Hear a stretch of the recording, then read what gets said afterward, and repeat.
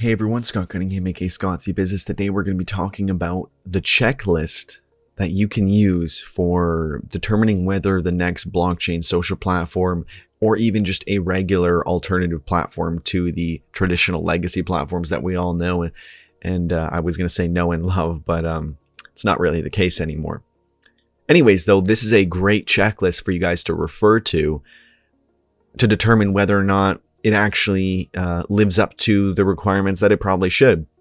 And if anything, this is the checklist that I use when I am going through and doing reviews, amongst other things. So this will at least give you some insight to when you soon see some of the comprehensive reviews I'll be releasing for Steem, Ethereum, and then every platform in a massive comprehensive report. This will give you some insight as to how I make these determinations.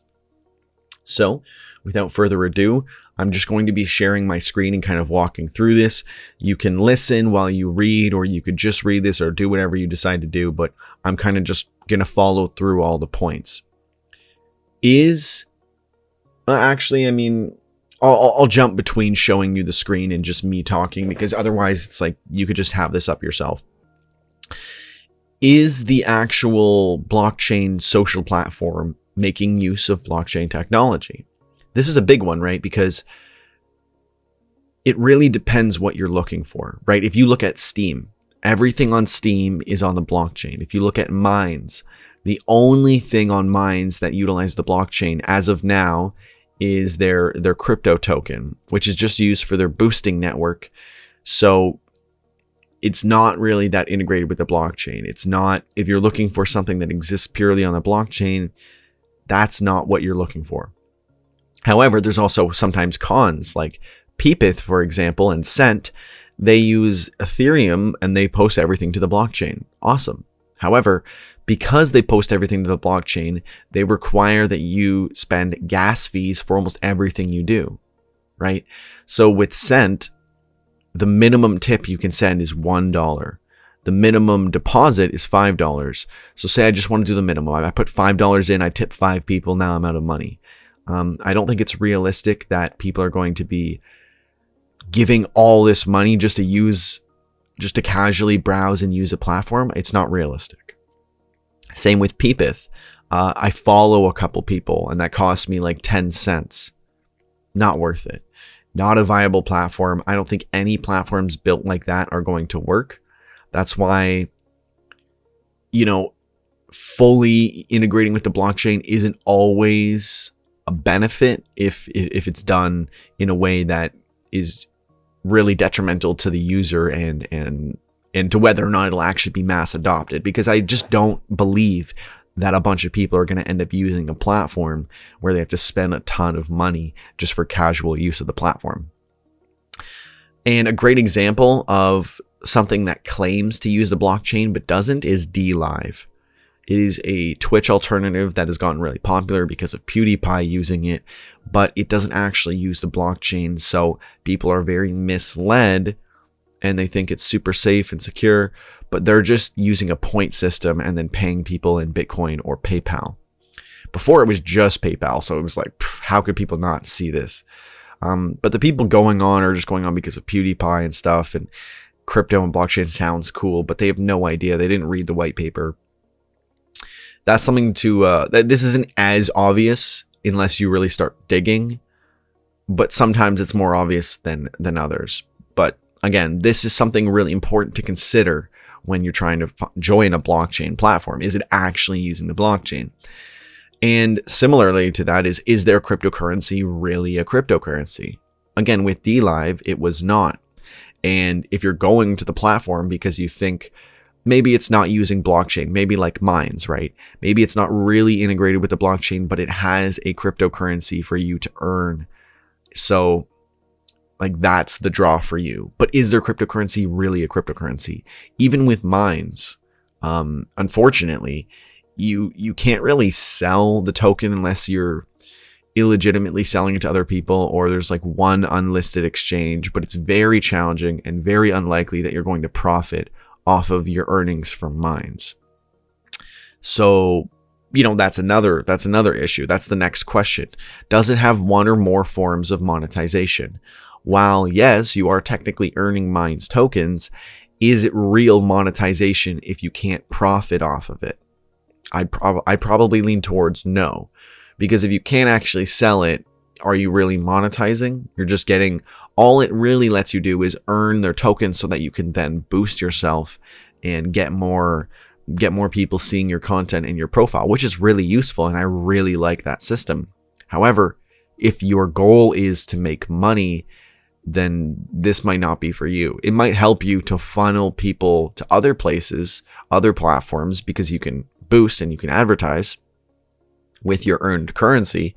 But again, it's not going to help you actually earn for a profit. And the fourth question is, can you stake your crypto / can you invest in yourself?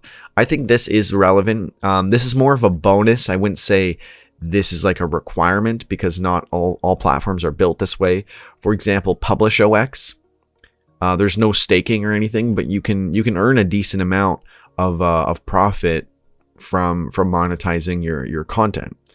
And with Steem, for example, or Uptrend, you can stake your crypto in order to like improve your ability to give out higher votes to other people and potentially earn higher votes for yourself. With Uptrend, it allows you to and Tribe, you can upgrade your own ability to earn more by keeping your tokens in your account and investing them. With Uptrend, unfortunately, you never get those tokens back. You can't unstake them. And with Tribe, you just need to have them held. You don't even have to stake them. So that's really nice, although Tribe is an EOS platform, and most of the EOS platforms are kind of suffering and struggling and not doing very well. But again, it's important to consider this, because this will allow you to better invest in yourself and earn more money typically from staking.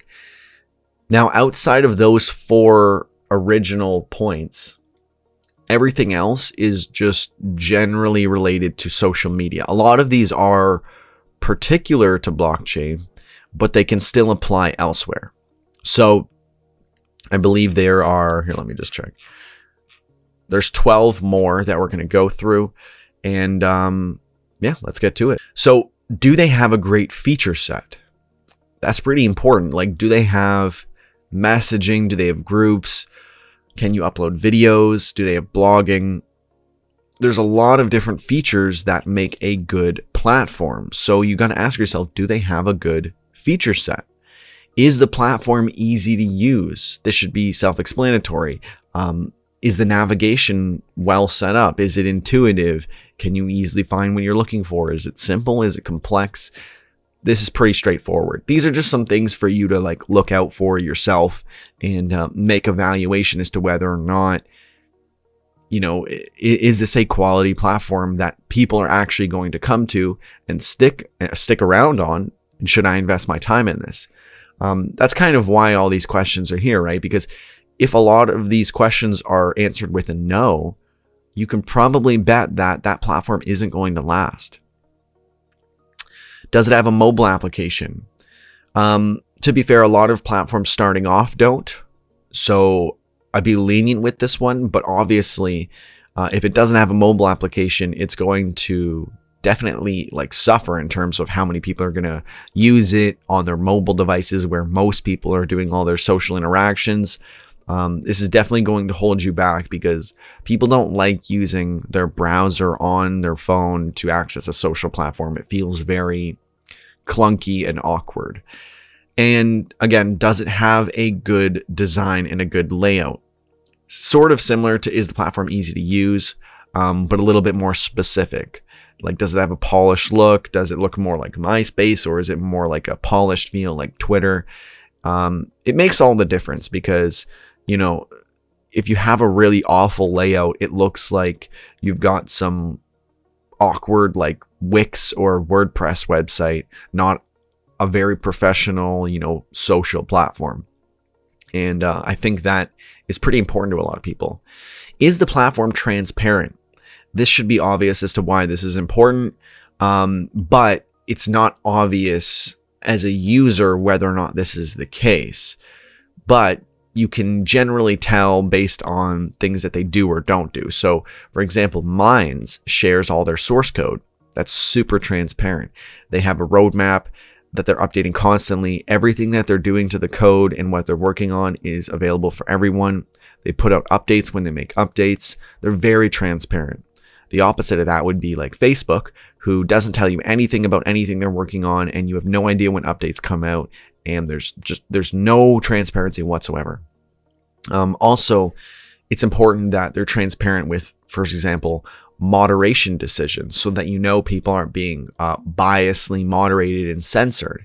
Transparency is very, very important today because there's so little transparency amongst a lot of the things that we currently use. Is the platform decentralized? Again, this is very particular to blockchain, but if a platform is decentralized outside of blockchain, that's awesome as well. And decentralized is like obviously the opposite of centralized. Are there a ton of biased moderators? Is it moderated by the community? A lot of this is benefiting censorship resistance, and that's the next question. Is the platform censorship resistant? These generally go hand in hand because typically it's hard to get censored on a decentralized platform, and censorship resistant isn't perfect unless it's built into the technology. So for example, you could say Minds is kind of censorship resistant because they uphold free speech, and Gab is censorship resistant because they uphold free speech and they only take things down based on legal action. However, that's not built into the technology, and at any time they could just not do that. Like they could just change if they wanted to. They're not beholden to that. That is what they've claimed, and that's the values that they espouse, and they've generally held up to that, but they're not beholden to it. It's not like a law that they must follow, and they'll be penalized if they go against what they originally said. They could just change that. Platforms like Steem, where it's built into the technology, that's never going to change. Again, Steem isn't perfect, and you can be somewhat restricted, but you can't be fully censored or banned because there's no central authority that could remove you from the platform. You could eventually get such a bad reputation that your posts aren't shown in the main feed, but anyone who goes to your account can still find your posts. You're still able to exist. So in that way, it's censorship resistant. Is the platform privacy focused? Again, this is pretty relevant to blockchain platforms, but it's relevant to any new platform because people's privacy has been invaded and abused so much that people want a better solution. So if your platform is privacy focused, then it's better for the user. So for example, Facebook reads your private messages. So Minds has an encrypted messenger so that even the people at Minds can't read what you're saying. And that gives you the safety and security, and the peace of mind that your privacy isn't being invaded upon. Is the platform distributed? Somewhat similar to decentralized, but it's not the same at all. Distributed is more like, is their technology, does it have like a point of failure that could be taken down? Like is it all stored on one server, and if that was shut down, then they're screwed. For example, Minds is using peer-to-peer technology. It's not necessarily using the blockchain for this, but you can enable peer-to-peer to better protect your content. For example, BitChute does something very similar. It doesn't use the blockchain, but it's distributed. Steem uses the blockchain, and everything exists on the blockchain. And it's the perfect distribution model so that if something were to happen somewhere, your content is still going to be on the blockchain no matter what. Is there a good community on the platform? Does a community even exist? I think it's important that not only is there a good community, but obviously that there's people using the app. If there's only 100 users, that's not really useful or relevant. And at the same time, on the flip side, you have people smearing different communities. For example, Gab was smeared as alt-right, but it's not alt-right. They just support free speech, which obviously includes the views of someone who might be alt-right. So then they smear it for not, censoring people. But we don't want censorship. It's better to have everyone a part of the conversation, including the people you don't want in the conversation, than to arbitrarily decide who can and can't speak, because free speech is important and they're upholding free speech. So do keep in mind when you're considering, is there a good community, that the public perception might skew your view and it might be like inaccurate. And at the end of the day, you're still fully in control of your account. You can block people, mute people.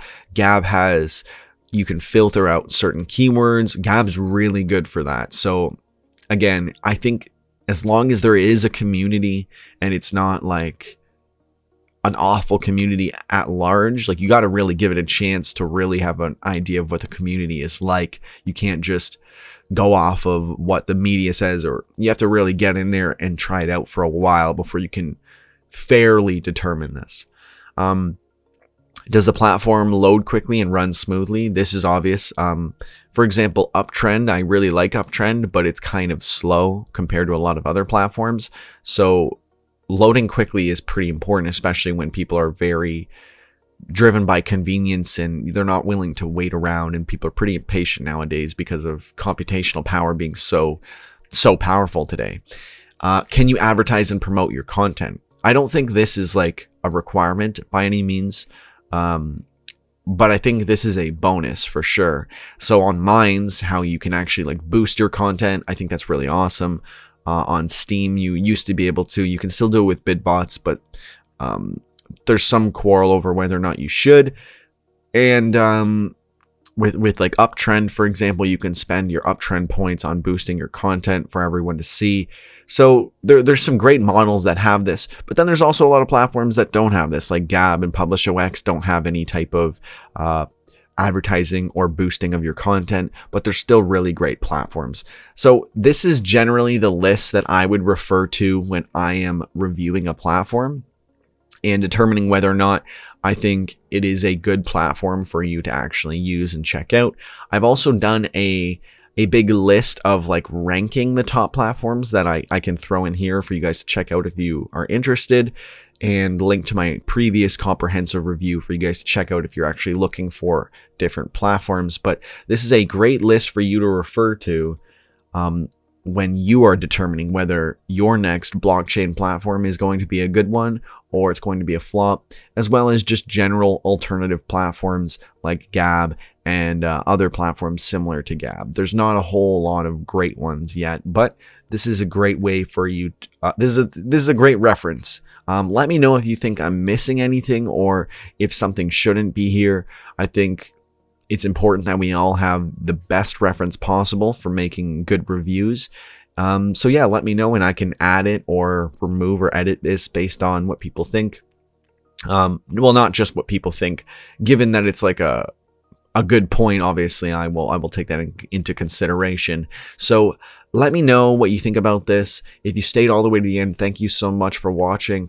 And make sure to comment #1ham so I know you stayed to the very end. Don't forget to comment, like, and subscribe. I'm Scott Cunningham, aka Scotty Business, signing off.